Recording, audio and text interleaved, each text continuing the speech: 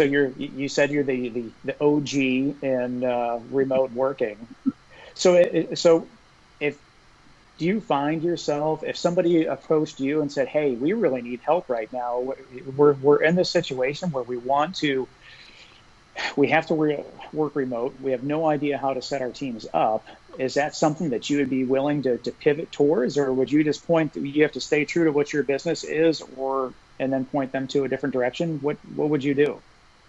Yeah, no, I've kind of taken that on personally. Like I've had calls with people just to say, hey, here's how you set up a Trello time block screen. Like those actual like steps that you can take to set that up. I mean, I think that's a part of the giving back when you are an expert at something and you've built something and you know how to do something.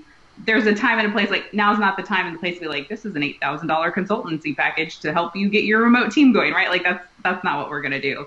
Our business model is there. If people need to plug into it to, build a team, get a team going. We've done that a couple times with like customer support type roles in the past several weeks.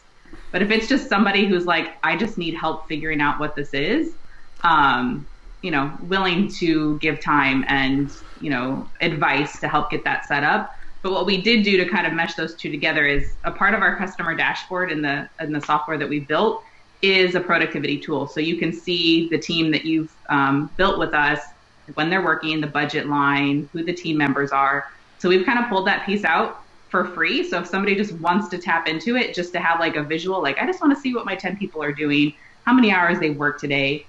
We've set some people up with just access to that, like just to have kind of an interim way to see. There's no communication or anything to it. It's just kind of like a department head or leader visual of, okay, team's working. They've worked their number of hours. They've built this much budget wise.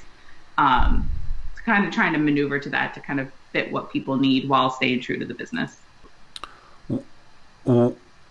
So do you have an $8,000 remote package like that you were explaining? You don't. Okay. No. So if somebody wants, I'll make one up. I was gonna get at, like, where is that line though, right? Like, when do you decide that you're talking with someone and it's like, or you're giving a webinar or something, like, and maybe they're in it for a cheap amount or not the full amount, or maybe it's free. When do you decide to actually then capitalize on that and be like, yo, like, it's time that you give us money? Because I think too many people right now are actually thinking too much on the negative side of this isn't an opportunity to capitalize from a business, not from like a donkey kind of perspective, but like, you're still a business. You still have to make money. Like, where is that line where you're like, okay, it's okay in this time to, ask for money or to put out a proposal? Because, I mean, you still go to the grocery store and you're paying them money, right? So it's not like people aren't spending money. Your cable bill, maybe cable's a bad idea. Your internet bill is still coming through. Many of us still have to pay mortgages and things like that, right? I haven't seen that one go away yet. But, like, where's that line where it's okay to sell? Yeah. And I kind of pull that apart, like, me as Erica and the company is Instant Teams, right? So, like, I'll do like a 30-minute to a 45-minute, like, hey, like, let me give you some tips. This is what we've done. This is our mindful communication policy. Like, we've shared things that we've created internally with like one-on-one type calls just to give that value. Because that's the other part of the story, right? It's crisis, but you're also building relationships. If you're able to help somebody make it through, they might become the full version of the customer that the business model actually serves in the future. So there's always kind of like the long-term versus just, do you have the time to offer this?